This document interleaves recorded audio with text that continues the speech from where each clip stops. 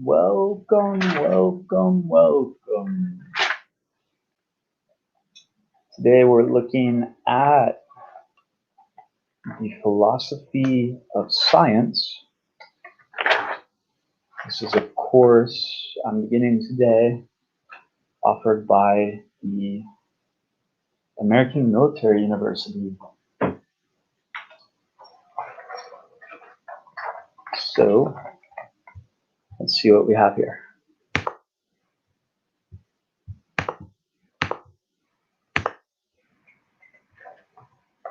All right.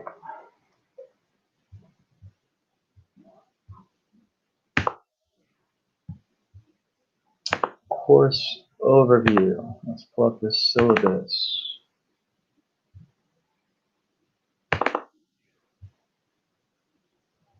We have that.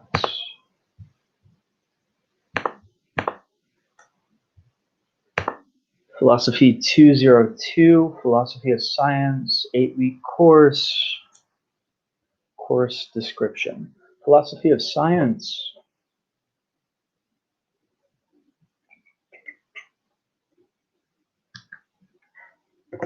Syllabus.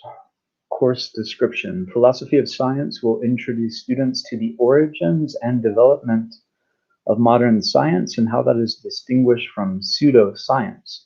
The importance of deduction and induction and their separate methodologies. The process of the scientific method, scientific change and scientific revolutions, particularly that of Thomas Kuhn, and selected philosophical problems in the basic sciences, such as absolute space, biological classification, the modular mind, and recent discoveries of neuroscience. Philosophy 202, Philosophy of Science, addresses the underlying assumptions of modern science and the scientific method. Science is based on particular ontological, cosmological, and phenomenological principles which define the limits of scientific inquiry and place scientific methodologies in specific philosophical context. The course will consider the relationship between science as a philosophical perspective and other philosophical views, as well as the perspectives of contemporary philosophers who analyze science and scientific practices. Objectives. 1. Define how science can be distinguished from true science, pseudoscience, and scientism. 2. Describe the process of the scientific method in research and scientific investigation. 3. Describe the logical positivist philosophy of science. 4. Describe the structure of Thomas Kuhn's paradigm shift and the rationality of science. 5. Compare and contrast the positions of Gottfried Leibniz and Isaac Newton on the issue of absolute space. 6. Identify the problems in scientific classification. 7. Identify current discoveries in neuroscience. And 8. Compare and contrast the approaches of science and religion in seeking universal truths about the human condition. Outline.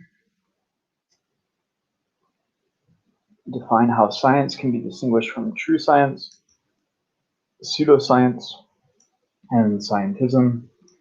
We have each week a reading and resources, each week a lesson,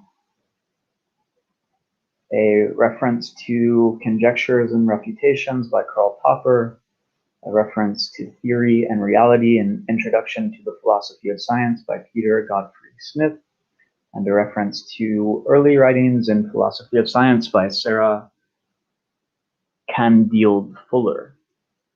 Assignments, we have week 1 discussions, introduce yourself, science versus non-science, and scientific revolutions, misspelled revolutions there in the syllabus. The week 2 methodology of science, learning objectives.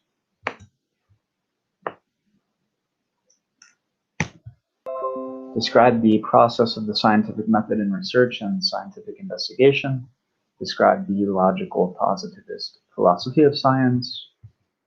Week 3, alternatives to Kuhn in a case study. Week 4 lesson, week 5, Beyond Philosophy of Science, week 6, Philosophical and Scientific Naturalism, week 7, Scientific Realism and Explanation, week 8, Philosophy of Science Today. Our research paper and presentation is 40% of our grade, a research essay 20%, a research presentation another 20%. Discussions participating is 3.33% each week, making up 30%.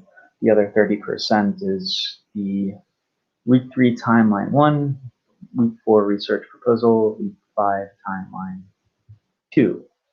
And the book title, Early Writings in the Philosophy of Science from Aristotle to Einstein, ebook is available inside the classroom. Great. Book title, Theory and Reality, An Introduction to Philosophy of Science ebook is available in the APUS online library. Gives the ISBNs here. That ISBN is 9780226300634.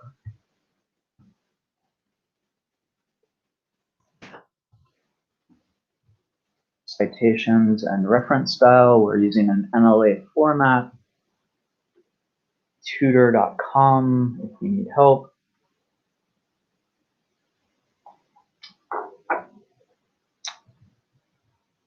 Late assignments. Don't plagiarize. Submit on time. Communicating on the discussion. Discussions are the heart of the interaction of this course. The more engaged and lively the exchanges, the more interesting and fun the course will be. Only substantive comments will receive credit, although there is a final posting day time, after which the instructor will grade and provide feedback. It is not sufficient to wait until the last day to contribute your comments, questions on the discussion. The purpose of the discussions is to actively participate in an ongoing discussion about the assigned content. Substantive means comments that contribute something new and important to the discussion. Thus, a message that simply says, I agree, is not substantive. A substantive comment contributes a new idea or perspective. A good follow-up question to a point made offers a response to a question, provides an example or illustration of a key point, points out an inconsistency in an argument, etc. As a class, if we run into conflicting viewpoints, we must be respectful of each individual's own opinion. Hateful and hurtful comments toward other individuals, students, groups, peoples, and/or societies will not be tolerated. Students must post a response to the weekly discussions prompt and post the required number of replies to other students. Refer to the grading rubric. The main response to the discussion is due mid-week. Refer to the grading rubric. Late responses will not be accepted, may not be accepted without prior instructor approval. Here's the student handbook here. All right, good to begin the class, I suppose. Course overview. This module will introduce you to a course, how you will be evaluated, and provide expectations for course interaction to ensure you have the information you need to succeed. Philosophy of Science will introduce students to the origins and development of modern science and how that is distinguished from pseudoscience.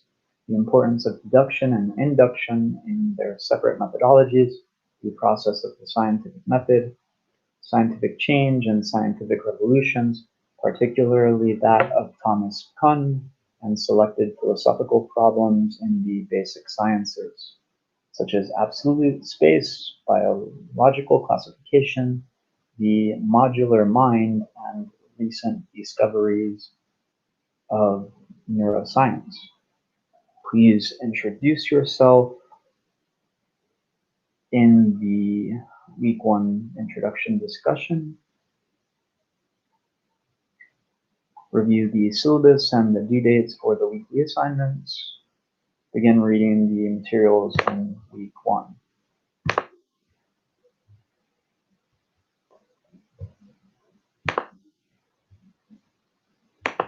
The course scope. Philosophy 202, Philosophy of Science, addresses the underlying assumptions of modern science and the scientific method. Science is based on particular ontological, cosmological, and phenomenological principles which define the limits of scientific inquiry and place scientific methodologies in specific philosophical contexts. The course will consider the relationship between science as a philosophical perspective and other philosophical views, as well as the perspectives of contemporary philosophers who analyze science and scientific practices.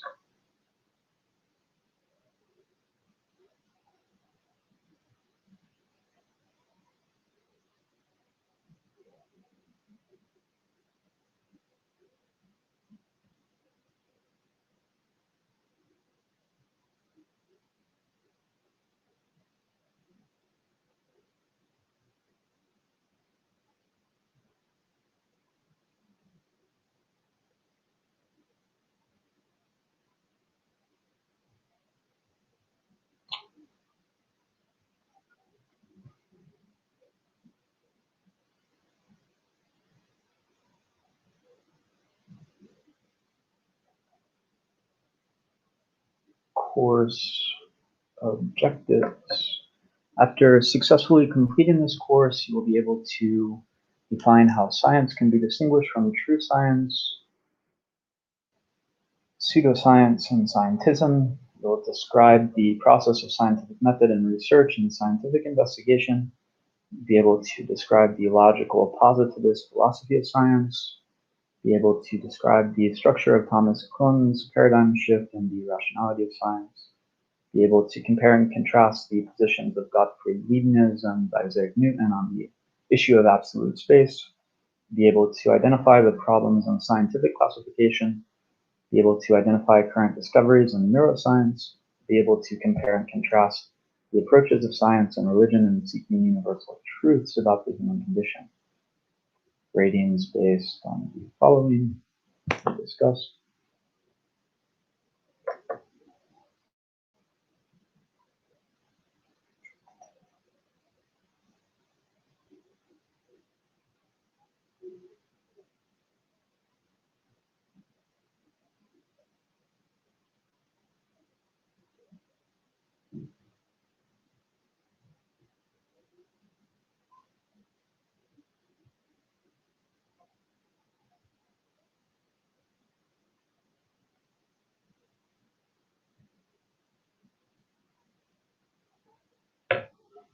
Submission guidelines and course materials.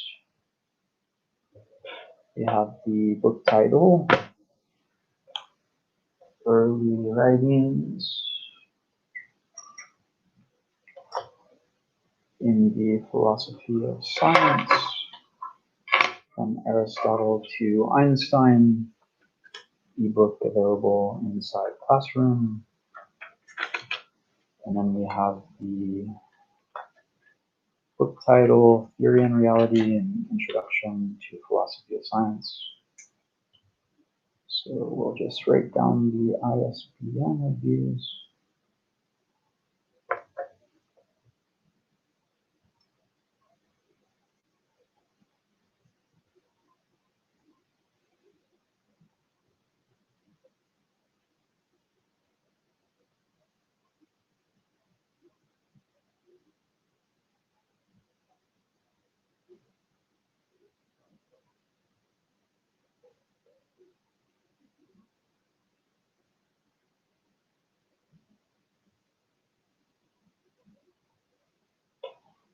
And move on. Course navigation. Welcome to the course. We have announcements and updates, the weekly table of contents, the instructor info, reminders and shortcuts, grades, the discussions,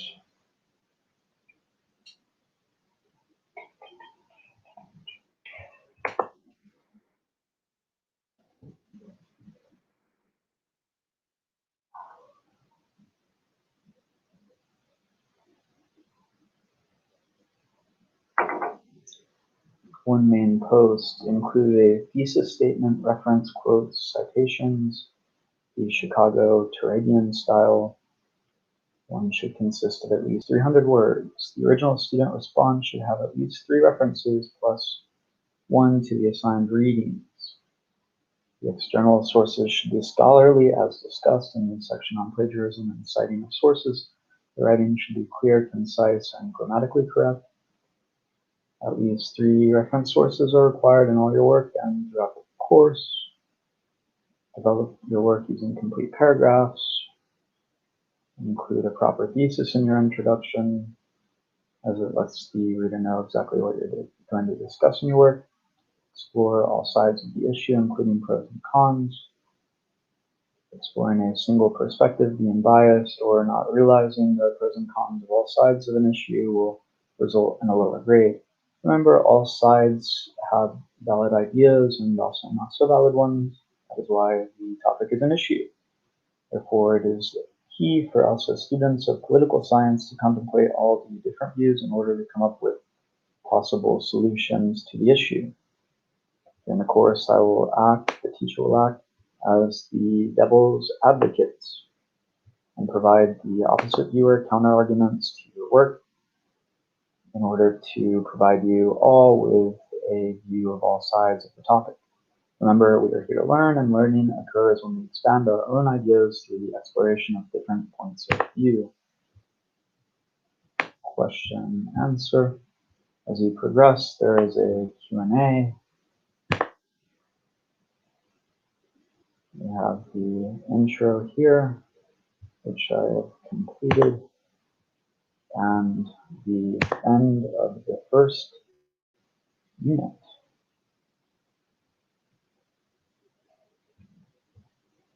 Where do we go from here?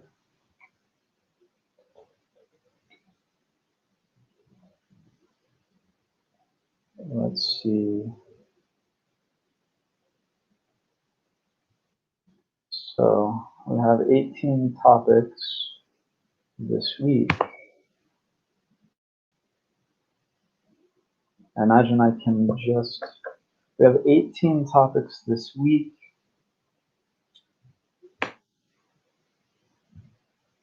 We have our weekly objectives.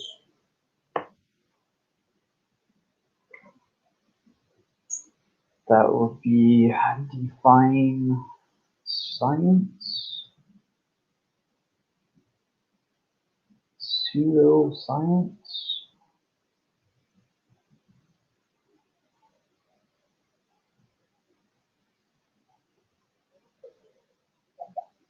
scientism,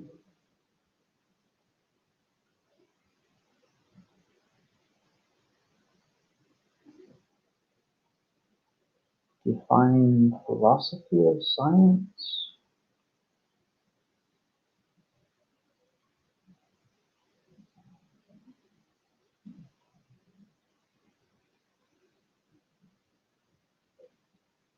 and identify the main tenets of logical positivism.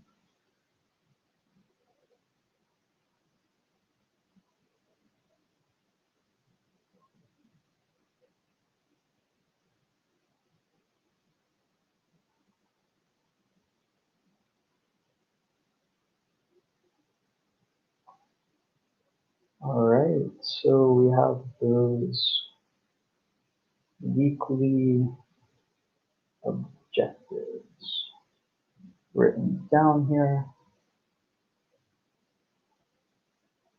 and we'll continue. Next module. Learning material section contains the weekly lesson along with readings, videos, other material that conveys this week's topics. And there is an issue with the gateway here.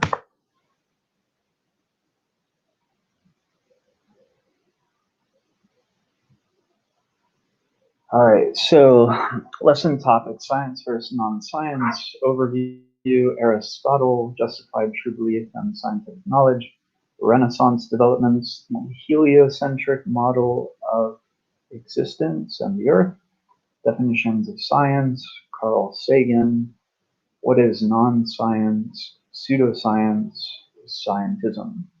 Welcome to lesson 1, science versus non-science.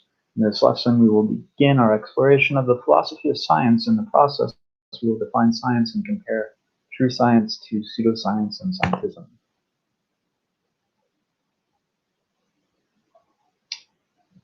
Overview. Not so very long ago, science, philosophy, art, politics, literature, and medicine were all considered appropriate courses of study for any man who considered himself part of the social elite. He was expected to dabble in, if not master, each of these subjects. In the fabulous painting on this section, we see two such men. John de Venteville, French ambassador to the court of Henry VIII, and George de Selve, Bishop of Lavaur, who were painted by Hans Holbein the Younger in 1533. Shows a painting.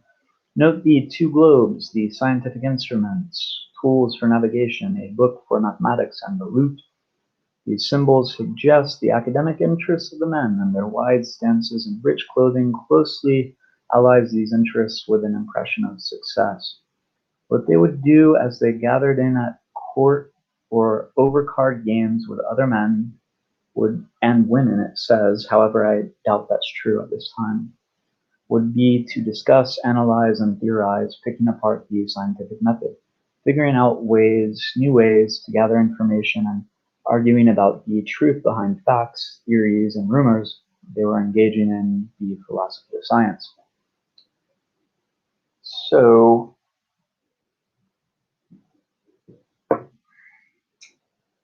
yeah, I think if this is in the 1500s, there's not a lot of women participating in philosophical debates on the nature of existence and the function of science within the branch of philosophy, whether it be Aristotelian, atomistic divisions of molecular science and observationary techniques used to not only group categories of data into definitive concepts, but also to use inventions, whether they be spectacles or the compass and square, to conduct measurements, the navigation across waters, as we know from Christopher Columbus, of course. Book of Mathematics is posted, philosophy of mathematics, perhaps it's Euclid, and geometry. I know geometry is obviously the core mathematical science of this time. It's yet to be refuted as it would turn to be within the 1800s, early 1900s. So we've seen the photo, we've seen the overview, now we're moving into Aristotle. If we go even further back before the Renaissance into the ancient Greece, we see a great man called Aristotle grappling with the question, what is science? Back in his day, science wasn't about experiments and proving hypotheses, it was about debating and theorizing. What is knowledge, episteme? How is craft, techne, different from knowledge? How can we distinguish virtue, arete, from craft? Here are his answers. Let's click on virtue. Virtue is a disposition for acting. Virtue is about who we are as people, about fixed character traits. I'm not exactly sure that's what Aristotle said about virtue. I think virtue is a way of being, way of acting in the world, almost in a sense of developing character traits, yes. Biological dispositions, referencing fixed character traits expressing virtue. I'm not exactly sure Aristotle takes this position that virtue is some type of biological trait that's inherited from familial bloodlines. I would imagine that On the opposite end of Aristotle, of course, we have Plato and Socrates, which may indicate that virtue can be developed in the soul, in the individual spirit, that there is a free will in each individual to grow in virtues, whether that virtue be happiness or whether that virtue be courage. The fixed disposition of each, I'm not exactly sure that is promoted within the teachings of Aristotle, as if it couldn't be developed. So I would speak about this. Virtue is an end in itself, so there is no product created, it states. It is less about reasoning and knowledge than it is about being. Sounds like mumbo jumbo to me. It is less about reasoning and knowledge than it is about being. Well, what is being other than growth and knowledge? Obtaining information that results in one's availability to grow out of confirmation biases, which we're all indoctrinated into, either by our parental upbringing, our socioeconomic background, or our education, whether it be private or public, and additionally our life experience, right? So this goes into reasoning, it goes into sensory experience, which is part of being. It's an aspect of being. So the idea that just being there with your presence emits these virtues, which are a disposition for acting, that's kind of foreign to me. Take an example. You're driving in a car and someone drives off the road and crashes into a tree and their car sets on fire. Your immediate choice you're going to be faced with as a citizen of the empire, right, is to keep driving and get to where you planned on going on time, or to stop and help someone you don't know. That could be a good person, it could be a bad person, for all you know, who knows? And off of the virtue of courage or the virtue to act, a disposition for acting, you're going to be inclined to stop that car, call the police, perhaps even go into the car, cut the guy's seatbelt, take him out of the car into safety. This is now the idea that this is a fixed character trait, as if we don't have a choice on how to be and how to act based on reasoning and knowledge, like the knowledge or the reasoning that this person could be good, could be bad, their car could have had a fault, some type of mistake, they could have been careless, reckless. All of these possibilities go into the choice, the acting on a choice. So the idea that virtue is some type of natural state of acting or being without the person's knowledge and reasoning going into the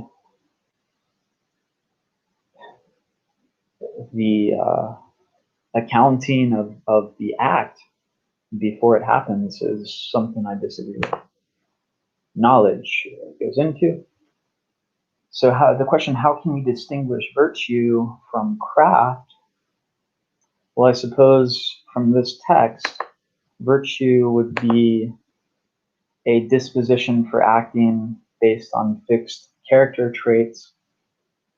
So our natural disposition to be strong, be athletic, be fast, be quick, versus our craft, which would be the time we spend lifting weights, working out, taking our body from its natural disposition or its natural state into a more I suppose, scientific state, developed state by harnessing the purposed allotment and use of one's time to go from state A to a higher degree of state A, I suppose. Maybe a way we can distinguish arete from our craft. So we have the natural state, and then we have the higher version of that state. And we could tell, for example, a person with good genetics who is born muscular and fast and quick and strong isn't really going to have to work as hard as the person without the gift of those physical genetics, right? For example. So what is knowledge? Episteme. Knowledge is about knowing the cause of why the thing is, that it is the cause of this and that this cannot be otherwise. In other words, what is true stays true. And science is about establishing accurate causal relationships. Aristotle loved to relate knowledge to math. 2 plus 2 will always equal 4. Well, this goes into, degrees of knowledge, causal factors. Well, we're always trying to trace the root cause. In science, we go off of the Big Bang, right? Everything was nothing, and out of nothing, there is something somehow. And this is the current theory espoused by many people advancing scientism, in my opinion, is the theory that something originated from nothing. However that is supposed to happen is a mystery. There will be inventions of effects from causes, and a sort of sequence within the idea structure of one's thoughts that creates a logical order, right? So within Aristotle, within Euclid, within Pythagoras, within Plato, we will see one logical axiom, which is an axiom of truth. It's something that is more or less the case in any given scenario. Any given situation, there is certain fundamental truths which will always be true no matter the circumstances or events surrounding the case in question, which we are beginning to understand. However, there are anomalies within this theory as well when we consider things like delusions. These are realities perceived by individuals, yet not perceived by the masses. If we're reading from the Bible, or if we're reading from Greek text, one common fact we see in this way of ascertaining knowledge is through the communication with the gods, right? The knowledge or gnosis, self-knowledge, knowledge of thyself, goes about through the Socratic use of daemons. Daemons in ancient Greece wasn't necessarily indicative of an entity associated with evil at this time. It was more so an indication of a human's relationship with some type of elemental intelligence, some form of knowledge outside the structure of the physical domain of reality, some type of communication, some type of psychological relationship with some force of wisdom that lies outside causes and effects.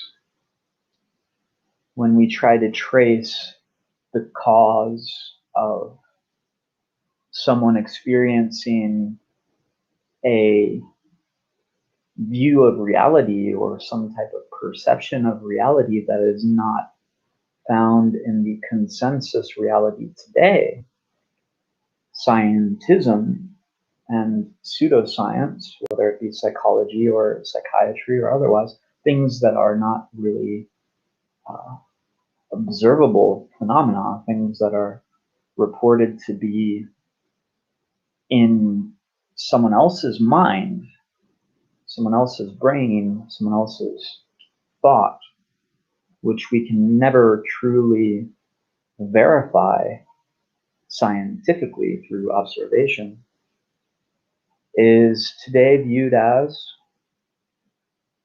fact, and that fact is explained away. For example, where it may have been completely normal to hear the voice of the gods or to communicate with daemons to obtain knowledge of the higher forms of reality through a relationship with a Faustian conception of Mephistopheles or some type of scientific demonic entity, or whether it be through use of the engagement of the schizoid relationship of one's psyche, whether we are communicating with a higher form of the subconscious when we probe into our own mind about answering questions, or if we're just taking some prophet, some teacher, some words of wisdom espoused by a particular great thinker, quote unquote, an authority, quote unquote, on any given subject. We are in essence submitting our own free thoughts to the thoughts of another and aligning ourselves with the point of view espoused by that originator of thought, that originator of that line of division within knowledge.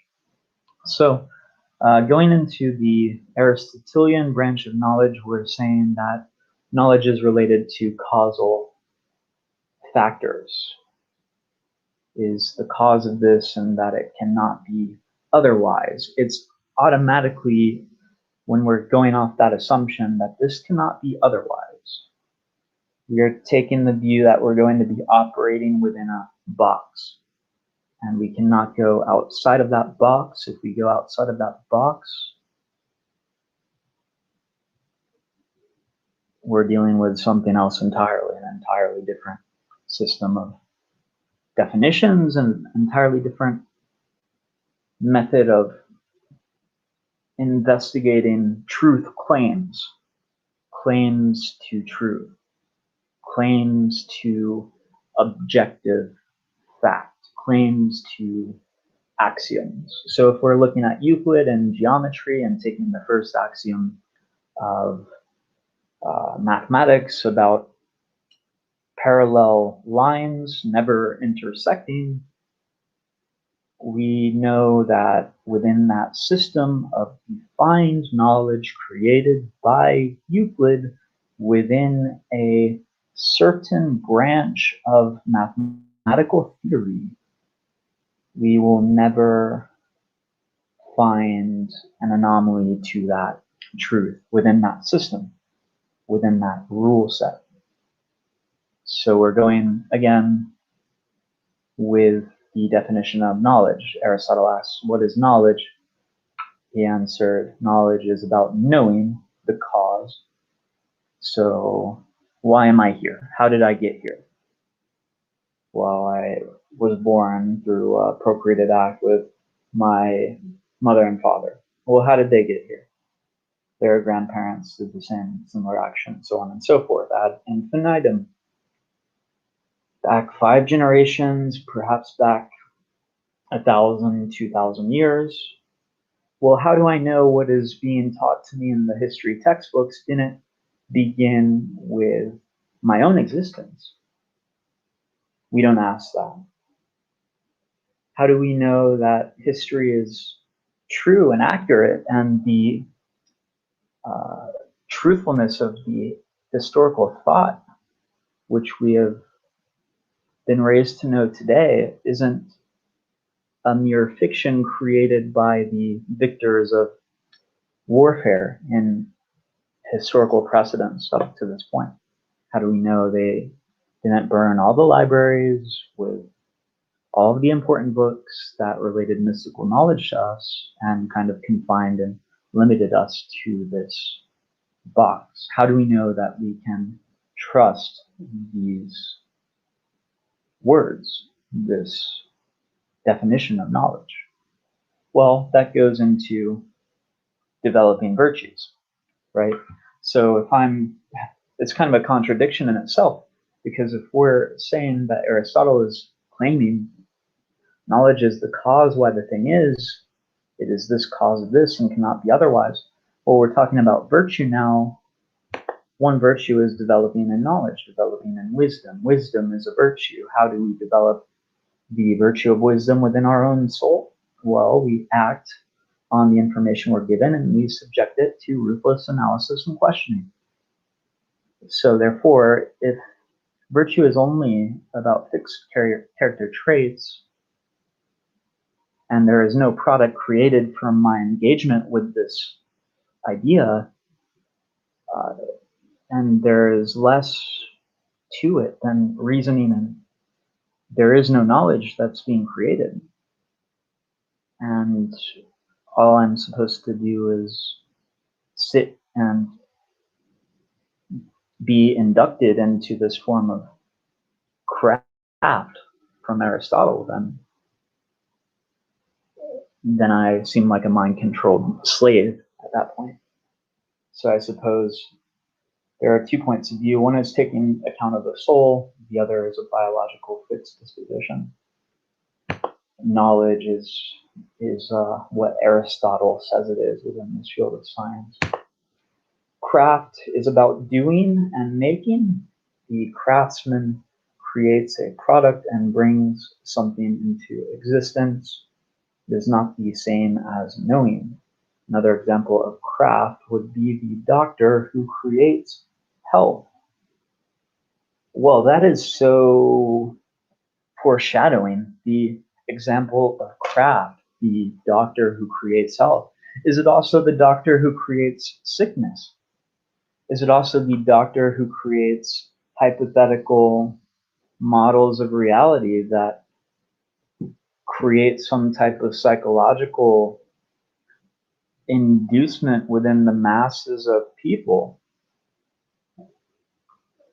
to actually develop physical psychosomatic symptoms of disease? The constant bombardment of deaths and fears perpetrated by the mainstream media 24/7. 24/7 newsfeed of what's going on right now in the year 2021. Is that an example of the doctor creating health? Is it an example of the use of priestcraft or worm tongue to induce a form of passivity, a form of hypnotic trance within the aggregate reality structure of existence until such time as it does manifest into the commonly accepted consensus reality? You've got 100 people in a boat. 95 of them die from the plague. 5 of them survived. Was the survival based on their genetic disposition to be tolerant of that plague, of that virus, of that bacteria? Did they not believe that they'd be susceptible to the bacteria? We have now the idea of placebo effect, and how in 40% of people injected with some type of placebo, when they think they'll be receiving morphine after heavy surgery, they do feel relief. They do feel a sense of peace, a sense of pain relief that they didn't have before that placebo was given. That's merely their mind being induced or hypnotized into believing that they've received some type of immunity or cure or some type of medication to relieve their experience of pain. And yet, they've received no such thing. And yet, they do receive effects from nothing except words through worm tongue, through the use of manipulation and belief and coercive acts of hypnosis. So this is a type of craft. This is a type of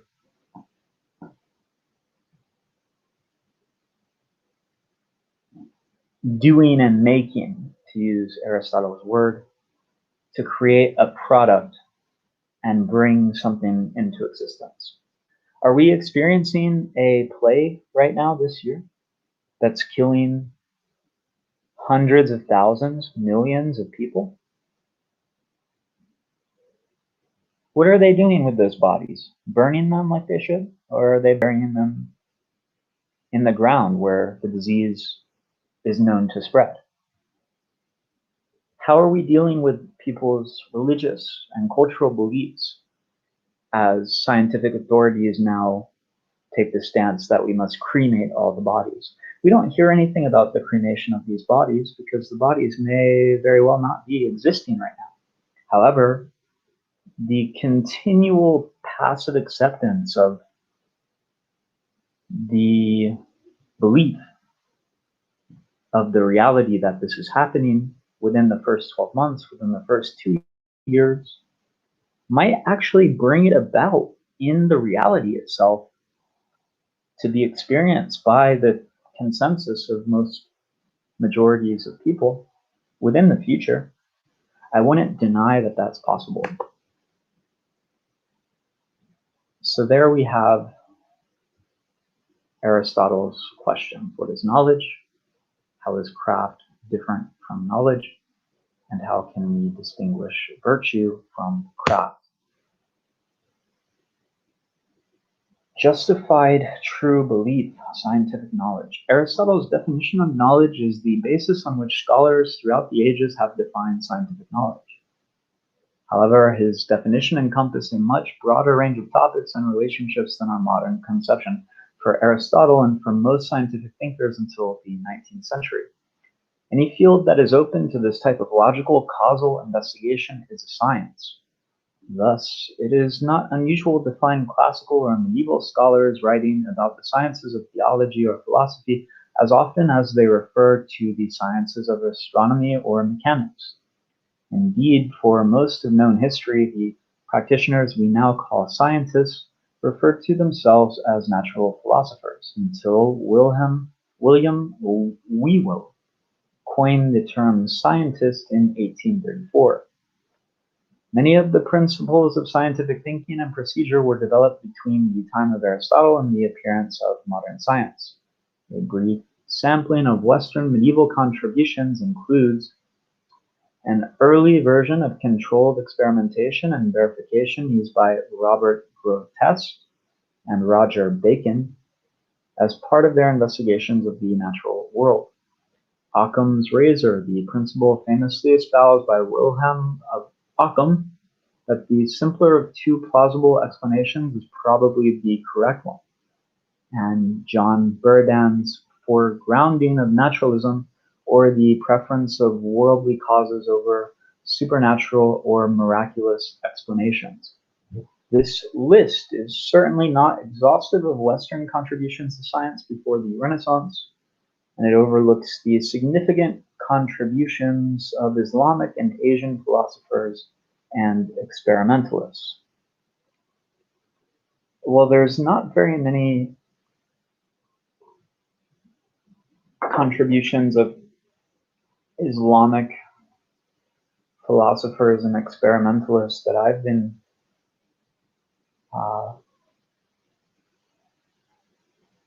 led to study. One thing that goes to mind in Islamic philosophy and experimentation, and also the Eastern Indian philosophy and experimentation, is the invention of zero. The use of zero within mathematics to negate all earlier extensions of that idea. Therefore, the question arises, when we use terms that contain a negation, such as, I doubt that is true, I do not believe that is the case, I'm uncertain. Since these ideas contain a negation within the content of that particular idea structure, is everything thus advanced not reduced to nothing just because of one negation? That's an interesting idea. It's a very interesting idea. The infection of doubt, the fine line between healthy skepticism and doubt.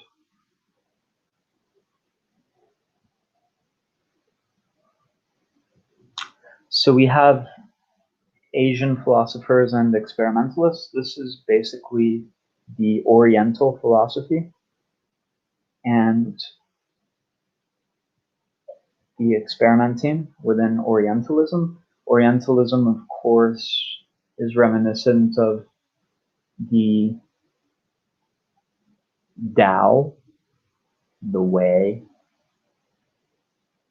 the law, the teachings of the Buddha, and the teachings of the Vedas. Well, the Vedas and the Sanskrit language are some of the most ancient of all time. Their holy books are primarily polytheist, and Islamic philosophy and experimentation must be based upon the teachings of God's only prophet, right? Muhammad. So we have the ideas of Islamic philosophy and experimentation, which would revolve around the idea of Islam, which is submitting to God, Islamic teachings that anyone who is a non-Muslim is an infidel. Right there begins a distinction between the Western mind and the Eastern. So in Eastern philosophy, we have the Orientalist philosophy. Everything is a Maya. Everything is an illusion. Life is suffering. The goal of one's existence is to escape the suffering into different states of varying degrees of altered states of consciousness revolving around bliss, nirvana, samadhi, etc.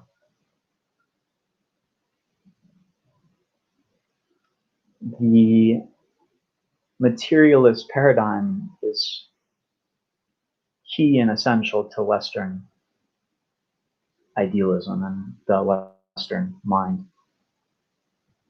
The Islamic perception of science must revolve around the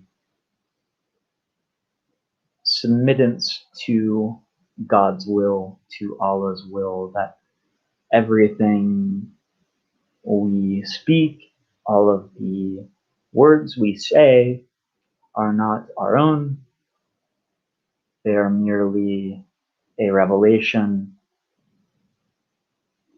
And as a matter of fact, anything not given in Arabic is blasphemed. It's almost a blasphemy to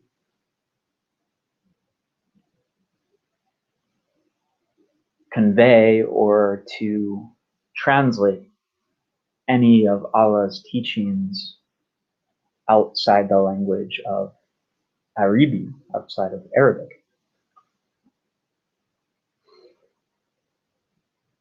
The value of Arabic and languages such as Chinese, of course, are not only that the languages are poetical, linguistically symmetric, but they are mathematically sound. They are pictographical, literal, and mathematical, which is a pro when comparing against the language of English, where it will take 10 hours to relay what could be expressed in one paragraph of a different form of language. So we have justified true belief equals scientific knowledge.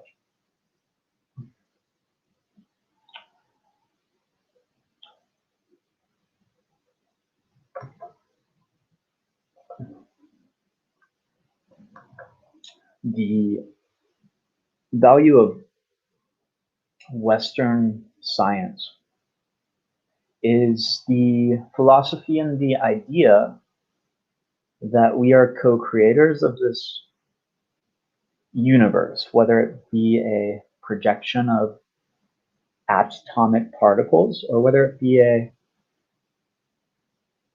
defined expression of our spirit.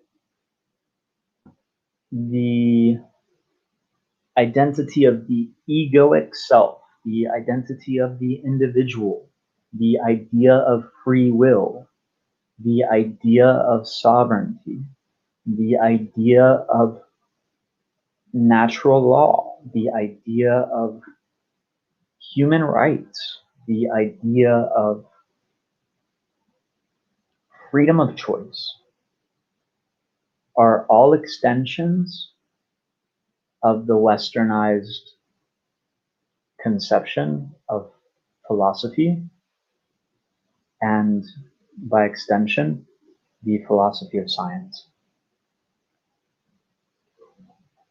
So without the westernized conception of identity, we would be discussing how to enter silence and into divine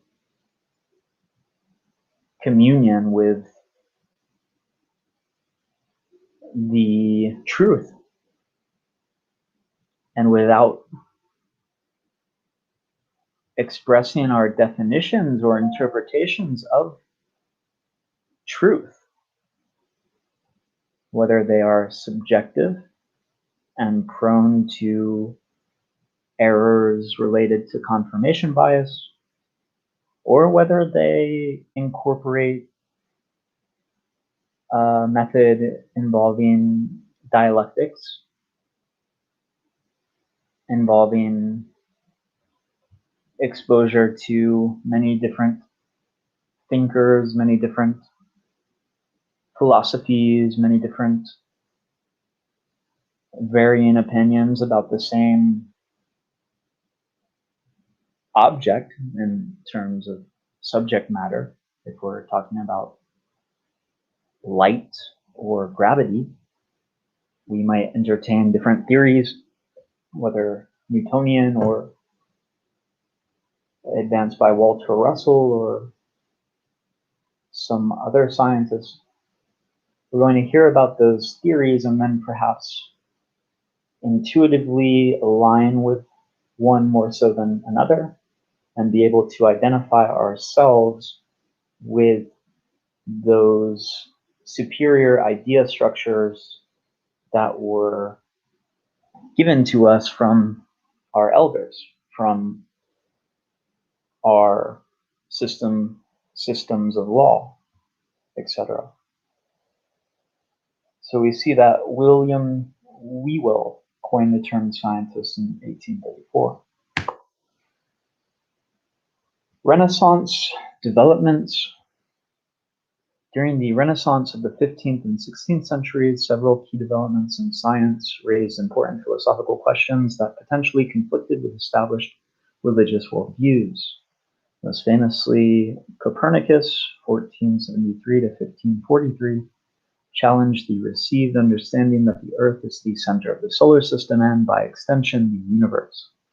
From a philosophical perspective, this reframing of the place of humanity in relation to the universe has often been considered of enormous importance because it reinforces the need for objectivity in science as well as the difficulty in achieving it, especially where it concerns human beings, our behavior, and the purpose of our existence.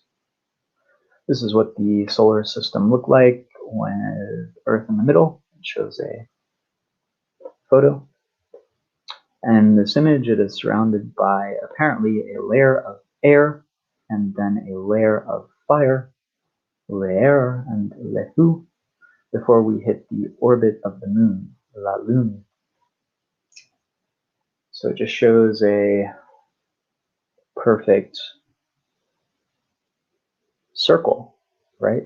A perfect diagram. And diagrams are so useful when trying to understand concepts, I suppose. One of the benefits of Copernicus creating this type of heliocentric model of our solar system and of the Earth is his desire to manufacture the idea that our universe is somehow perfectly symmetrical, right? So there we get the idea that planets are spherical, and we get the idea that points in space are all equidistant from each other point. And of course, there we get the idea of purpose, the idea of revealed knowledge by extension, revealing itself eternally if one takes a view of the soul, if only physical extension of brain material. Perhaps this revealed knowledge is truth extending itself to equidistant points in space until the universe collapses in on itself and falls into a black hole, I suppose, is somehow garbled up into a vortex or a vacuum in space and time, or destroyed from some type of catastrophical universal event or collision of objects in space. So there we get purpose, right? Our purpose is to share knowledge, make these equidistant points more aware to the truth, to objective reality, to wake people up, in other words, who are asleep. And this can bring value to our lives. So there we have, of course, an implantation of the value of one's self. The heliocentric model. In this depiction, the sun, it shows a diagram, the sun is in the middle and the orbits are depicted as more ovoid. The earth is revolving around the sun. The works of Francis Bacon, 1561 to 1626, and Galileo Galilei reinforced this need for objective observation and the testing and verification of scientific theories and marked the transition from the Renaissance to the scientific revolution. The scientific revolution and its broader context in the Enlightenment, a European intellectual movement of the 17th and 18th centuries, which espoused the importance of applying rationality to all aspects of human life, are generally credited with establishing a modern science and its principles.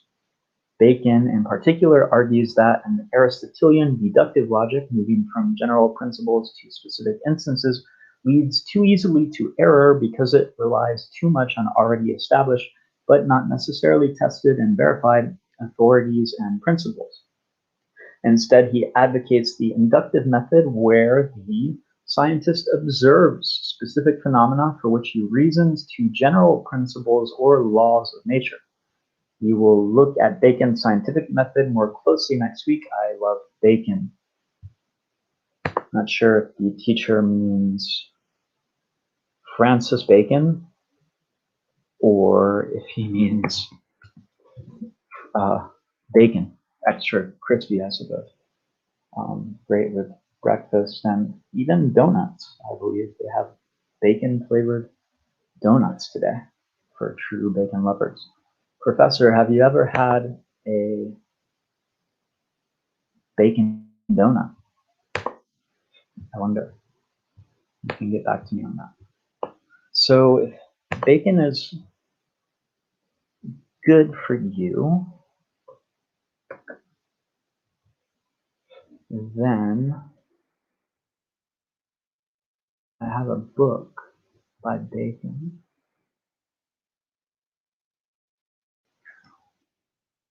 It must be under F, but we'll go by author. Right.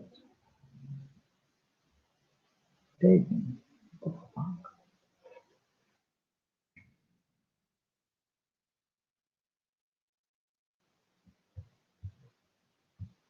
So we'll go Bacon.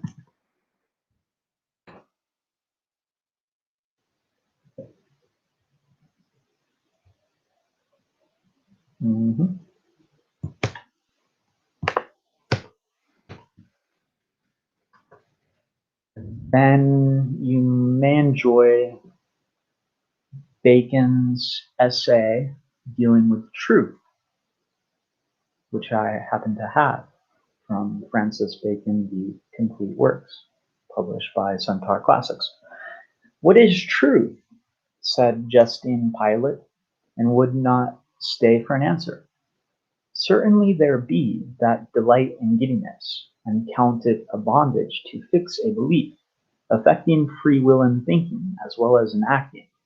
And though the sects of philosophers of that kind be gone, yet there remains certain discoursing wits, which are of the same veins, though there be not so much blood in them as was in those of the ancients. But it is not only the difficulty and labor which men take in finding out of truth, nor again that when it is found it imposeth upon men's thoughts, that doth bring lies in favor, but a natural though corrupt love of the lie itself. One of the later schools of the Grecians, the Greeks, examineth the matter, and is at a stand to think what should be in it, that men should love lies, where neither they make for pleasure as with poets, nor for advantage as with the merchant, but for the lie's sake. But I cannot tell, this same truth is a naked and open daylight, that doth not show the masks, the mummeries, and triumphs of the world, half so stately and daintily as candlelights. Truth may perhaps come to the price of a pearl, that showeth best by day, but it will not rise to the price of a diamond or a carbuncle, that showeth best in varied lights. A mixture of a lie doth ever add pleasure. Doth any man doubt that if there were taken out of men's minds vain opinions, flattering hopes, false valuations, imaginations, as one would, and the like, but it would lead the minds of a number of men, poor shrunken things, full of melancholy and indisposition, and unpleasing to themselves. One of the fathers in great severity called poesi vinum dominum, because it filleth the imagination, and yet it is but with the shadow of a lie. But it is not the lie that passeth through the mind, but the lie that sinketh in, and settleth in it, that doth the hurt, such as we spake of before. But howsoever these things are thus in men's depraved judgments and affections, yet truth, which only doth judge itself, teaches that the inquiry of truth, which is the love making or wooing of it, the knowledge of truth, which is the presence of it, and the belief of truth, which is the enjoying of it, is the sovereign good of human nature.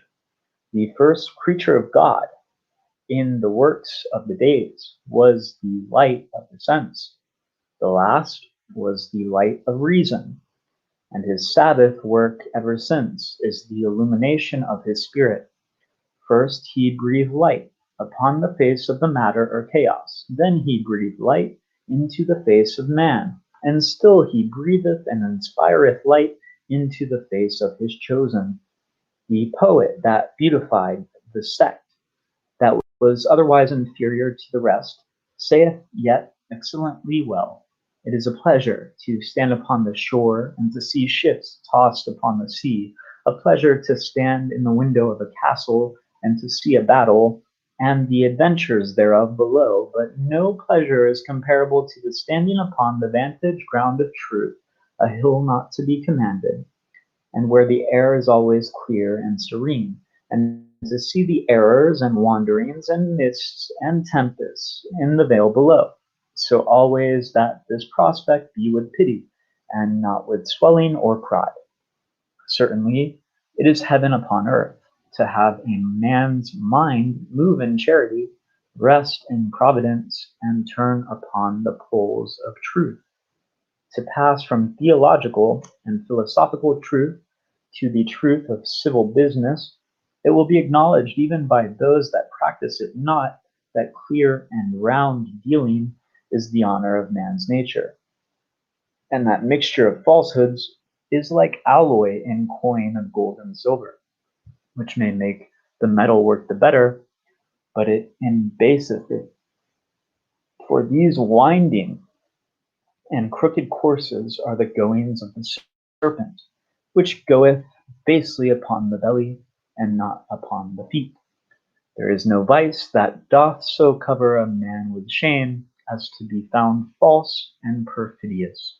And therefore Montaigne saith prettily, when he inquired the reason, why the word of the lie should be such a disgrace and such an odious charge. Saith he, if it be well weighed, to say that a man lieth is as much to say as that he is brave towards God and a coward towards men. For a lie faces God and shrinks from man. Surely the wickedness of falsehood and breach of faith cannot possibly be so highly expressed as in that it shall be the last peal to call the judgments of God upon the generations of men, it being foretold that when Christ cometh, he shall not find faith upon the earth. And quickly on death from Bacon, and I'll go back to the lesson. Men fear death as children fear to go in the dark, and as that natural fear in children is increased with tales, so is the other. Certainly, the contemplation of death as the wages of sin and passage to another world is holy and religious, but the fear of it as a tribute due unto nature is weak. Yet in religious meditations there is sometimes mixture of vanity and of superstition. You shall read in some of the friars' books of mortification that a man should think with himself what the pain is if he have but his fingers unpressed or tortured, and thereby imagine what the pains of death are, when the whole body is corrupted and dissolved, when many times death passeth with less pain than the torture of a limb, for the most vital parts are not the quickest of sense. And by him that spake only as a philosopher and natural man it was well said, Pampa mortis magis terret, quam mors ipsa. Groans and convulsions, and a discolored face, and friends weeping, and blacks in obsequies, and the like, show death terrible. It is worthy the observing that there is no passion in the mind of man so weak but it mates and masters the fear of death, and therefore death is no such terrible enemy, when a man hath so many attendants about him that can win the combat of him.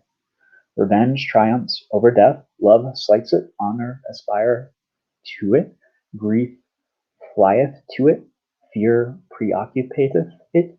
Nay, we read after Otho the emperor had slain himself, pity provoked many to die out of mere compassion to their sovereign, and as the truest sort of followers. Nay, Seneca adds niceness and satiety, cogita quamdiu edem ficeras, mori velle non tantum fortis aut miser, sed etiam fastidiosus potes. A man would die, though he were neither valiant nor miserable, only upon a weariness to do the same thing so often, over and over. It is no less worthy to observe how little alteration in good spirits the approaches of death make, for they appear to be the same men till the last instant. Augustus Caesar died in a compliment. Vivia conjugae nostri memor vive et dalle. Tiberius in dissimulation, as Tacitus saith of him, jam Tiberium viris et corpus non dissimulatio deserunt. Vespasian in a jest, sitting upon the stool, ut puto dos fio, Galba with a sentence, fere, si ex re sit populi Romani, holding forth his neck. Septimius Severus in dispatch, adeste si quid mihi restat agendum, and the like. Certainly the Stoics bestowed too much cost upon death, and by their great preparations made it appear more fearful. Better, saith he, qui finum vitae extremum inter munare ponat naturare. It is as natural to die as to be born, and to a little infant, perhaps, the one is as painful as the other. He that dies in an earnest pursuit is like one that is wounded in hot blood, who for the time scarce feels the hurt, and therefore a mind fixed and bent upon somewhat that is good, doth avert the dolours of death. But above all, believe it, the sweetest canticle is Nunc dimittis. When a man hath obtained worthy ends and expectations, death hath this also, that it openeth the gate to good fame, and extinguisheth envy, extinctus amabiter idem. So true, sometimes they say, what is the reason why we die? Well, it's to make life seem important. So, next, definitions of science.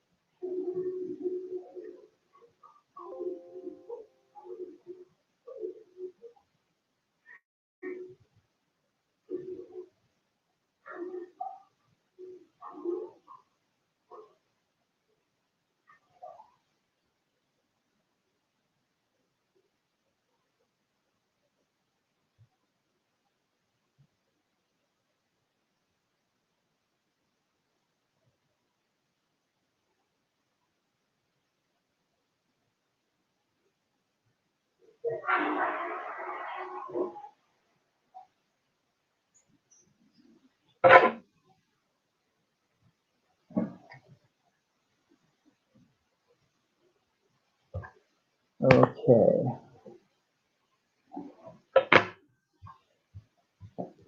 We are running low on battery here. So we'll hop over to the charger.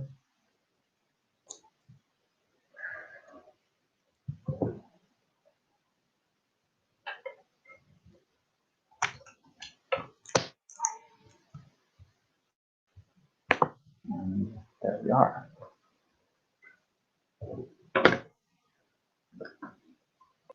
Many subsequent definitions of science rely on Bacon's method, the Baconian method, as the determining feature of science as we know and practice it today.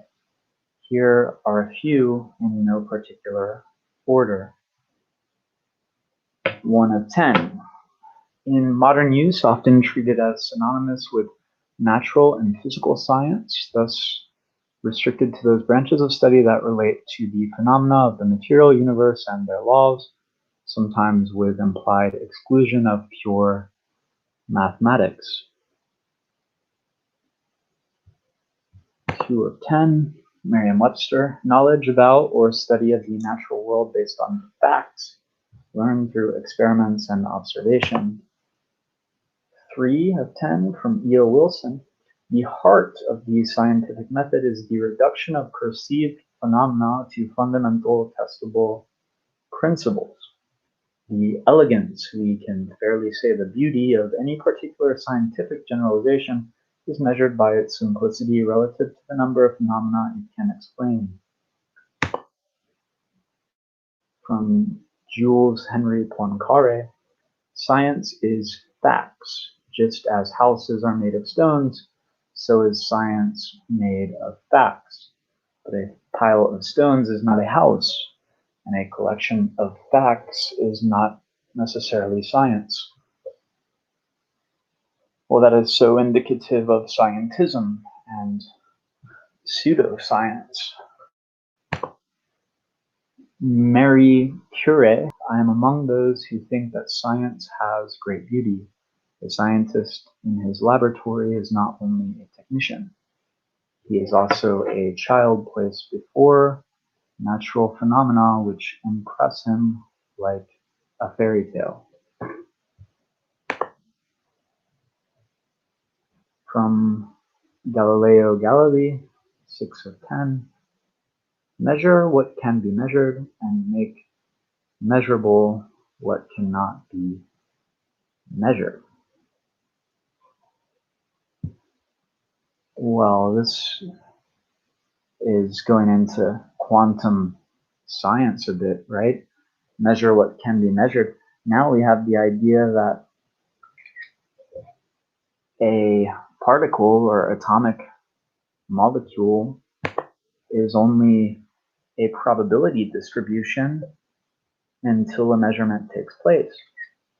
So here we have the probability function, some type of quantum potentiality or potential existence being measured and defined by an observer and a human being is actually what creates, this goes into knowledge, craft,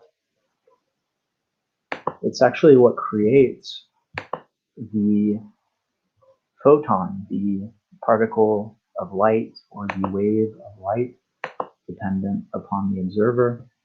And we know this through the modern double slit experiment.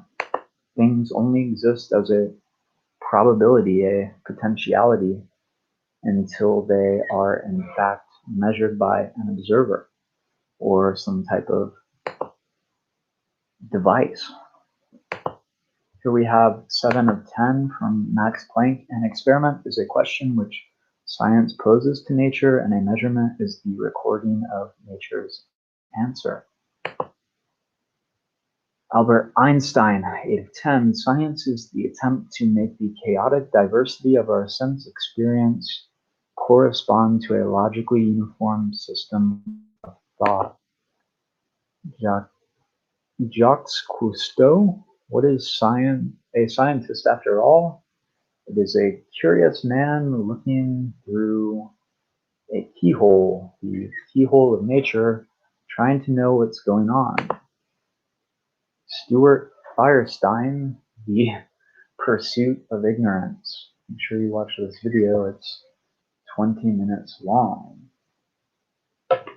We will bring that up in a new tab. Of course, if we're choosing a definition that correlates with the foreshadowing of pseudoscience and scientism, we have to go with the definition from E.O. Wilson, that the heart of the scientific method is the reduction of perceived phenomena to fundamental testable principles.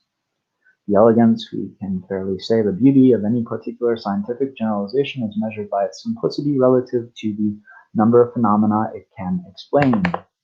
Well, we can use that as our preferred definition because that directly relates to the ideas of pseudoscience and scientism.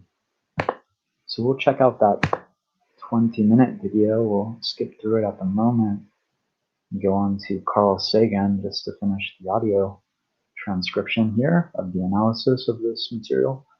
Carl Sagan, as you can see, even when we generally accept Bacon and the scientific method as the core of what science is, pinning it down can be remarkably slippery, even for working scientists.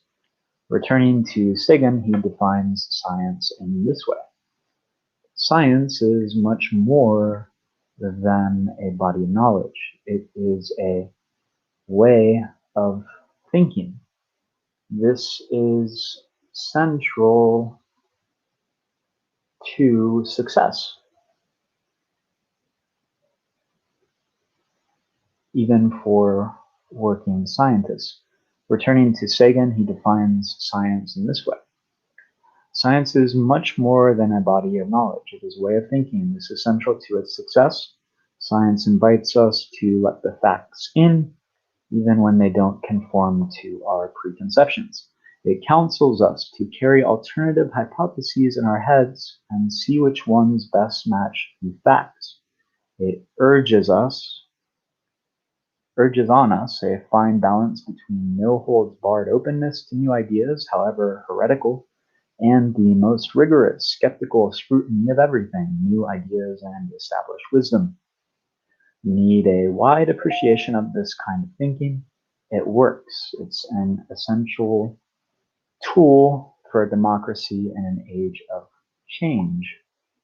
Our task is not just to train more scientists, but also to deepen public understanding of scientists.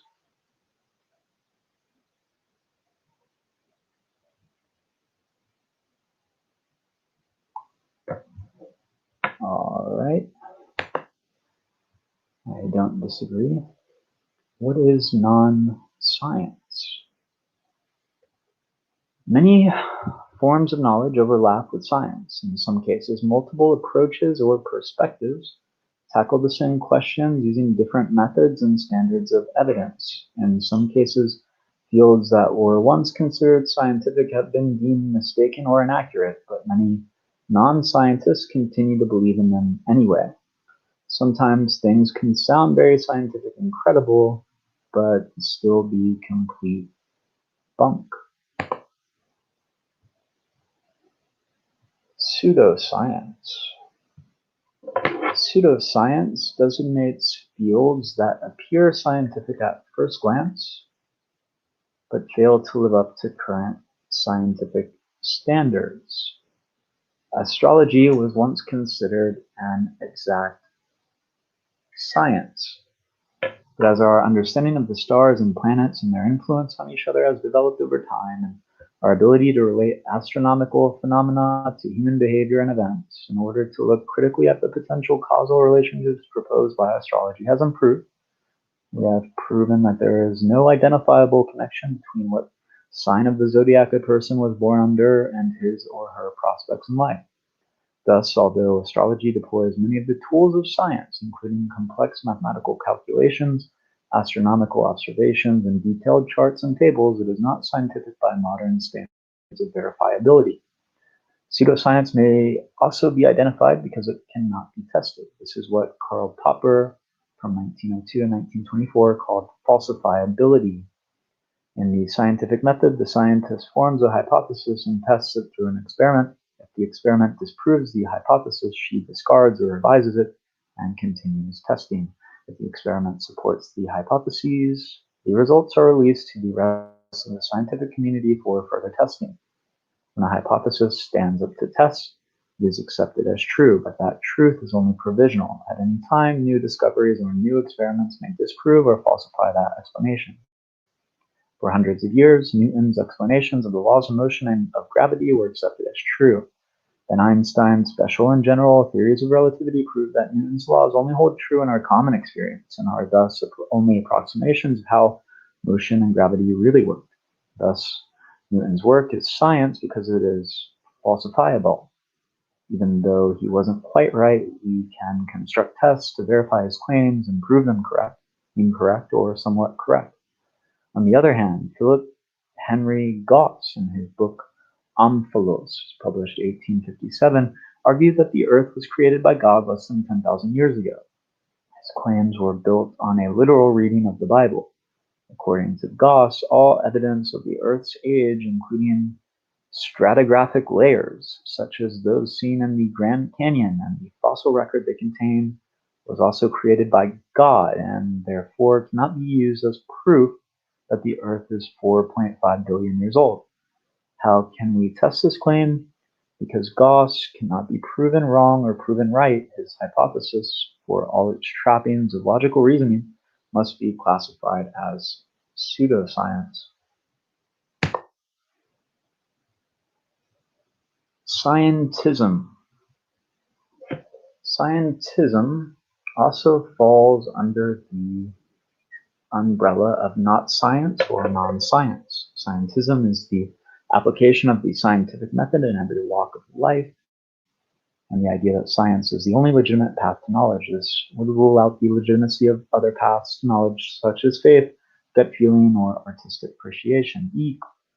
While we should expect science to apply objective, repeatable, and falsifiable techniques to a problem, scientism goes further in saying that there is no way to gain meaningful or insight or understanding. Think of Sheldon Cooper embracing science to a ridiculous level, a reference to the Big Bang Theory TV show. Wonderful. So how would a proponent of scientism approach art? That person might argue that the only meaningful way to understand William Wordsworth's I Wandered Lonely as a Cloud would be to perform MRI scans of people remembering the experience of stumbling upon a field of daffodils and comparing them to people who had never had the experience, as well as to those who had only read the poem. While this could be an interesting experiment, philosophers such as Susan Hack note that it is probably not the only or even the most productive way to understand the meaning and the impact of the poem. A far more serious example of scientism is eugenics, a movement that derived from an overextension of Darwinian evolutionary theory and was used to justify some of the worst horrors of Nazi Germany. We must be careful when we apply the words science, pseudoscience, and scientism, as they carry with them many connotations, both positive and negative. Competing viewpoints on the relationship between these terms appeared in a recent debate in the pages of the New Republic, where Steven Pinker advocates the application of science to traditional humanities disciplines, and Leon Wieseltier condemned Pinker's attempt to reclaim scientism from its negative connotations as a demonstration of exactly where scientism exceeds the appropriate boundaries of science. Mike Adler, a philosopher and mathematician, demonstrates the difference between science and one form of non-science, philosophy, in his article, Newton's Flaming Laser Sword. Read his article carefully, looking for examples of scientific, pseudoscientific, and scientific reasoning. Well, when I think of Sheldon Cooper and the Big Bang Theory, I just saw an episode the other day where Sheldon is bringing his girlfriend to an offsite storage unit where he's actually saved more or less everything he's ever owned. Even has a Ziploc bag containing all of his Ziploc bags, which he's used, which is quite interesting when you think about that in terms of objective preservation and objective analysis, right? Keeping a diary on how many toothbrushes you've used in your life. Gosh, I can't imagine. The idea of eugenics is mentioned here. Well, we have that going on today, don't we? The COVID-19 vaccination is a form of eugenics.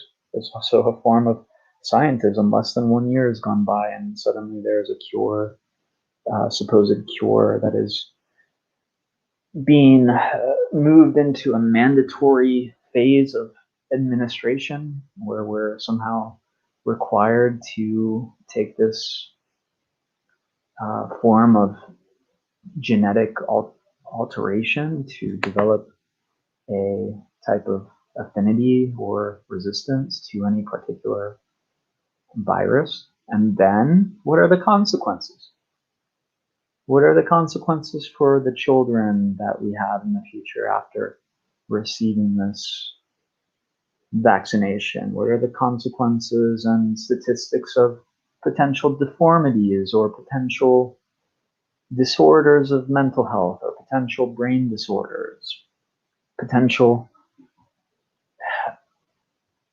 anomalies in the overall health of the descendant line that we are developing after receiving this rushed vaccination? Does anyone know? Has anyone published a thought about that? Where are those statistics? The probability and likelihood of developing some abnormal defect or our descendants who we have yet to give birth to? What are the probabilities of that?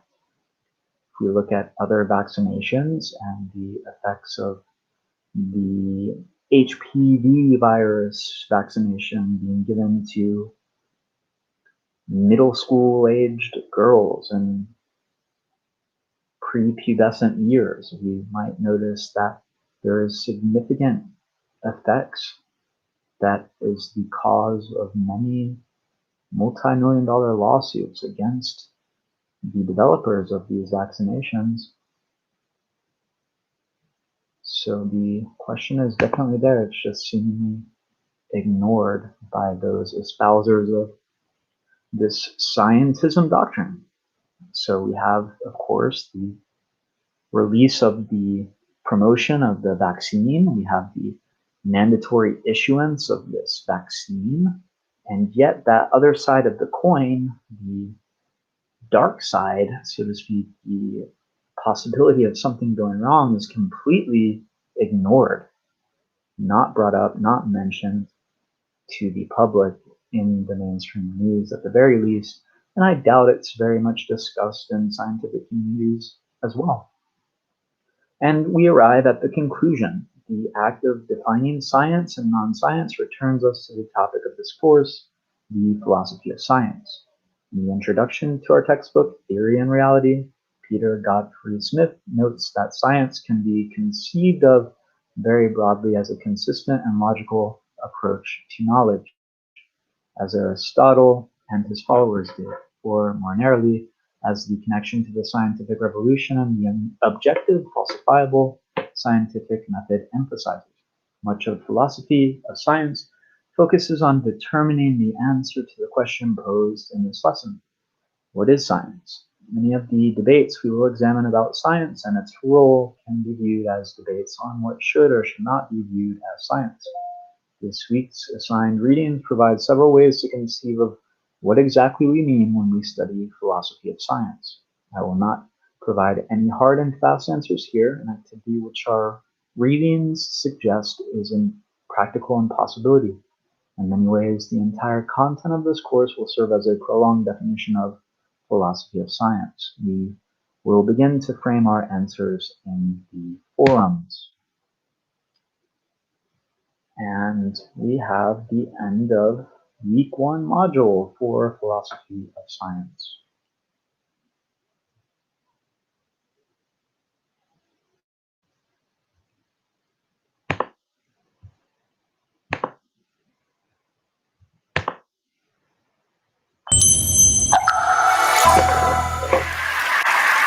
There is an ancient proverb that says, it's very difficult to find a black cat in a dark room, especially when there is no cat.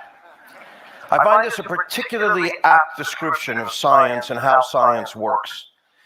Bumbling around in a dark room, bumping into things, trying to figure out what shape this might be, what that might be. There are reports of a cat somewhere around. They may not be reliable, they may be, and so forth and so on. Now, I know this is different than the way most people think about science. Science, we generally are told, is a very well-ordered mechanism for understanding the world, for gaining facts, for gaining data, that it's rule-based, that scientists use this thing called the scientific method, and we've been doing this for 14 generations or so now. And the scientific method is a set of rules for getting hard, cold facts out of the data. I'd like to tell you that's not the case. So there's the scientific method, but what's really going on is this. And it's going on kind of like that. So what is the difference then between the way I believe science is pursued and the way it seems to be perceived? So this difference first came to me in some ways in my dual role at Columbia University, where I'm both a professor and run a laboratory in neuroscience, where we try and figure out how the brain works. We do this by studying the sense of smell, the sense of olfaction. And in the laboratory, it's a great pleasure and fascinating work and exciting to work with graduate students and postdocs and think up cool experiments to understand how this sense of smell works and how the brain might be working. And well, frankly, it's kind of exhilarating. But at the same time, it's my responsibility to teach a large course to undergraduates on the brain. And that's a big subject, and it takes quite a while to organize that. And it's quite challenging, and it's quite interesting. But I have to say, it's not so exhilarating. So what was the difference? Well, the course I was and am teaching is called Cellular and Molecular Neuroscience 1. It's 25 lectures full of all sorts of facts.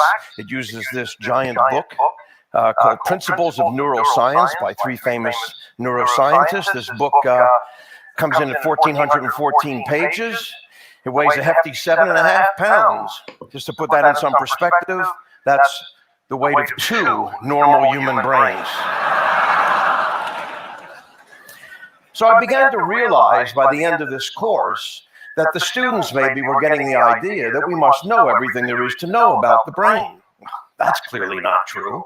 And they must also have this idea, I suppose, that what scientists do is collect data and collect facts and stick them in these big books, that one never notices what has been done, but only what remains to be done.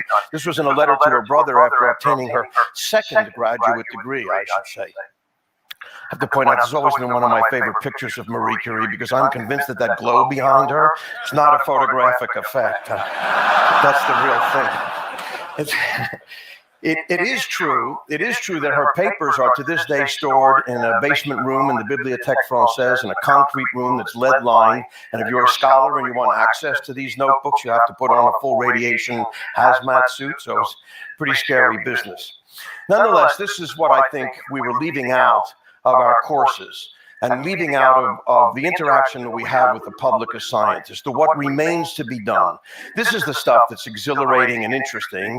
It is, if you will, the ignorance. That's what was missing. So I thought, well, maybe I should teach a course on ignorance. Something I can finally excel at, perhaps, for example. So I did start teaching this course on ignorance, and it's been quite interesting. And I'd like to tell you to go to the website. You can find all sorts of information there. It's wide open. And it's been really quite an interesting time for me to meet up with other scientists who come in and talk about what it is they don't know. Now, I use this word ignorance, of course, to be at least in part intentionally provocative, because ignorance has a lot of bad connotations, and I clearly don't mean any of those. So I don't mean stupidity. I don't mean a callow indifference to fact or reason or data. The ignorant are clearly unenlightened, unaware, uninformed, and the present company today accepted often occupy elected offices, it seems to me. That's another story, perhaps. I mean a different kind of ignorance. I mean a kind of ignorance that's less pejorative, a kind of ignorance that comes from a communal gap in our knowledge, something that's just not there to be known or isn't known well enough yet, or we can't make predictions from. The kind of ignorance that's maybe best summed up in a statement by James Clerk Maxwell, perhaps the greatest physicist between Newton and Einstein, who said, "Thoroughly conscious ignorance is the prelude to every real advance in science." I think it's a wonderful idea, thoroughly conscious ignorance. So that's the kind of ignorance that I want to talk about today. But of course, the first thing we have to clear up is what are we going to do with all those facts? So it is true that science piles up at an alarming rate. We all have this sense that science is this mountain of facts, this accumulation model of science, as many have called it. And it seems impregnable. It seems impossible. How can you ever know all of this? And indeed, the scientific literature grows at an alarming rate. In 2006, there were 1.3 million papers published. There's about a 2.5% yearly growth rate. And so last year, we saw over 1.5 million papers being published. Divide that by the number of minutes in a year, and you wind up with 3 new papers per minute. So I've been up here a little over 10 minutes. I've already lost 3 papers. I have to get out of here, actually. I have to go read. So what do we do about this? Well, the fact is that what scientists do about it is a kind of a controlled neglect, if you will. We just don't worry about it in a way. The facts are important. You have to know a lot of stuff to be a scientist. That's true. But knowing a lot of stuff doesn't make you a scientist. You need to know a lot of stuff to be a lawyer or an accountant or an electrician or a carpenter. But in science, knowing a lot of stuff is not the point. Knowing a lot of stuff is there to help you get to more ignorance. So knowledge is a big subject, but I would say ignorance is a bigger one. So this leads us to maybe think about a little bit about some of the models of science that we tend to use. And I'd like to disabuse you of some of them. So one of them, popular one, is that scientists are patiently putting the pieces of a puzzle together to reveal some grand scheme or another. This is clearly not true. For one, with puzzles, the manufacturer has guaranteed that there's a solution. We don't have any such guarantee. Indeed, there are many of us who aren't so sure about the manufacturer. So I think the puzzle model doesn't work. Another popular model is that science is busy unraveling things the way you unravel the peels of an onion. So peel by peel, you take away the layers of the onion to get at some fundamental kernel of truth. I don't think that's the way it kind of works either. Another one, a kind of popular one, is the iceberg idea, that we only see the tip of the iceberg, but underneath is where most of the iceberg is hidden. But all of these models are based on the idea of a large body of facts that we can somehow or another get completed. We can chip away at this iceberg and figure out what it is, or we could just wait for it to melt, I suppose, these days. But one way or another, we could get to the whole iceberg, right? Or make it manageable. But I don't think that's the case. I think what really happens in science is a model more like the magic well, where no matter how many buckets you take out, there's always another bucket of water to be had. Or my particularly favorite one, with the effect and everything, the ripples on a pond. So if you think of knowledge being this ever expanding ripple on a pond, the important thing to realize is that our ignorance, the circumference of this knowledge, also grows with knowledge. So the knowledge generates ignorance. This is really well said, I thought, by George Bernard Shaw. This is actually part of a toast that he delivered to celebrate Einstein at a dinner celebrating Einstein's work, in which he claims that science just creates more questions than it answers. I find that kind of glorious, and I think he's precisely right.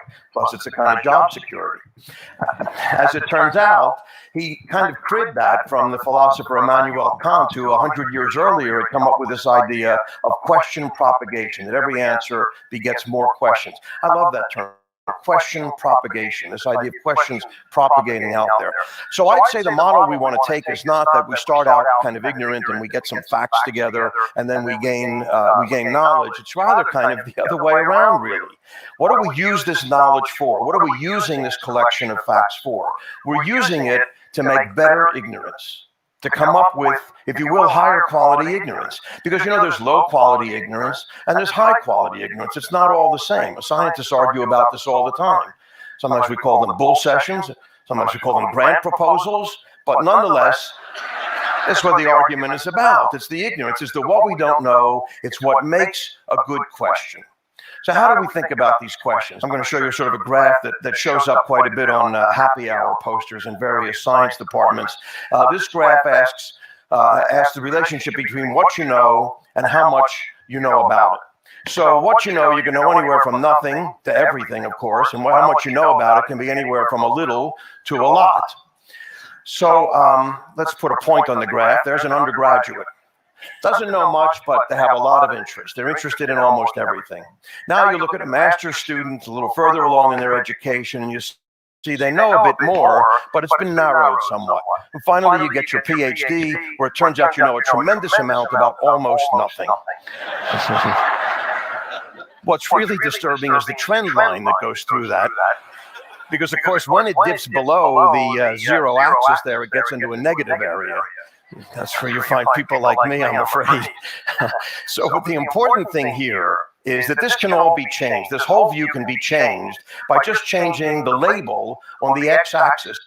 So instead of how much you know about it, we could say, what can you ask about it? So yes, you do need to know a lot of stuff as a scientist, but the purpose of knowing a lot of stuff is not just to know a lot of stuff that just makes you a geek. Right? Knowing a lot of stuff, the purpose is to be able to ask lots of questions, to be able to frame thoughtful, interesting questions, because that's where the real work is. Let me give you a quick idea of a couple of these sorts of questions. I'm a neuroscientist, so how would we come up with a question in neuroscience? Because it's not always quite so straightforward. So, for example, we could say, well, what is it that the brain does? Well, one thing the brain does moves us around. We walk around on two legs. That seems kind of simple somehow or another. I mean, virtually everybody over 10 months of age kind of walks around on two legs, right? So that maybe is not that interesting. So instead, maybe we want to choose something a little more complicated to look at. How about the visual system? There it is, the visual system. I mean, we love our visual systems. We do all kinds of cool stuff. Indeed, there are over 12,000 neuroscientists who work on the visual system, from the retina to the visual cortex, in an attempt to understand not just the visual system, but to also understand how general principles of how the brain might work. But now here's the thing. Our technology has actually been pretty good at replicating what the visual system does. We have TV, we have movies, we have animation, we have photography, we have pattern recognition, all of these sorts of things. They work differently than our visual systems in some cases, but nonetheless, we've been pretty good at making a technology work like our visual system. Somehow or another, 100 years of robotics, you never saw a robot walk on two legs, because robots don't walk on two legs, because it's not such an easy thing to do. 100 years of robotics, and we can't get a robot that can move more than a couple steps one way or the other. You ask them to go up an inclined plane, and they fall over. Turn around, and they fall over. It's a serious problem. So what is it that's the most difficult thing for a brain to do? What ought we to be studying? Perhaps it ought to be walking on two legs, or the motor system. I'll give you an example from my own lab, my own particularly smelly questions, since we work on the sense of smell. But here's a diagram of 5 molecules in sort of a chemical notation. These are just plain old molecules. But if you snip those molecules up these 2 little holes in the front of your face, you will have in your mind the distinct impression of a rose. If there's a real rose there, those molecules will be the ones. But even if there's no rose there, you'll have a memory of a molecule. How do we turn molecules into perceptions? What's the process by which that could happen? Here's another example. 2 very simple molecules, again, in this kind of chemical notation. Might be easier to visualize in this way. So the gray circles are carbon atoms, the white ones are hydrogen atoms, and the red ones are oxygen atoms. Now, these 2 molecules differ by only 1 carbon atom and 2 little hydrogen atoms that ride along with it. And yet one of them, heptylacetate, has the distinct odor of a pear. And hexylacetate is unmistakably banana. So there are 2 really interesting questions here, it seems to me. One is, how can a simple little molecule like that create a perception in your brain that's so clear as a pear or a banana? And secondly, how the hell can we tell the difference between 2 molecules that differ by a single carbon atom? I mean, that's remarkable to me. Clearly the best chemical detector on the face of the planet. You don't even think about it, do you? So This is a favorite quote of mine that takes us back to the ignorance and the idea of questions. I like to quote because I think dead people shouldn't be excluded from the conversation. And I also think it's important to realize that the conversation's been going on for a while, by the way. So Erwin Schrödinger, a great quantum physicist and I think philosopher, points out how you have to abide by ignorance for an indefinite period of time. And it's this abiding by ignorance that I think we have to learn how to do. This is a tricky thing. This is not such an easy business. I guess it comes down to our education system. So I'm going to talk a little bit about ignorance and education because I think that's where it really has to play out. So for one, let's face it, in the age of Google and Wikipedia, the business model of the university and probably secondary schools is simply going to have to change. We just can't sell facts for a living anymore. They're available with a click of the mouse, or if you want to, you could probably just ask the wall one of these days wherever they're going to hide the things that tell us all this stuff. So what do we have to do? We have to give our students a taste for the boundaries, for what's outside that circumference, for what's outside the facts, what's just beyond the facts. How do we do that? Well, one of the problems, of course, turns out to be testing. We currently have an educational system which is very efficient, but is very efficient at a rather bad thing. So in second grade, all the kids are interested in science, the girls and the boys. They like to take stuff apart.